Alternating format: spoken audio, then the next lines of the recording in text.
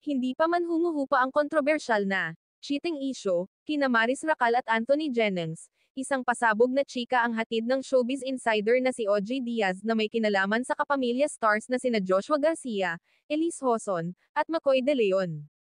Sa latest episode ng OG Diaz Showbiz Update, nitong Biyernes ika-6 ng Disyembre, nakarating daw sa kaalaman ni OG na umano'y nahuli raw sina Joshua at Elise na nagmomomol sa naganap na Star Magical Christmas Ball.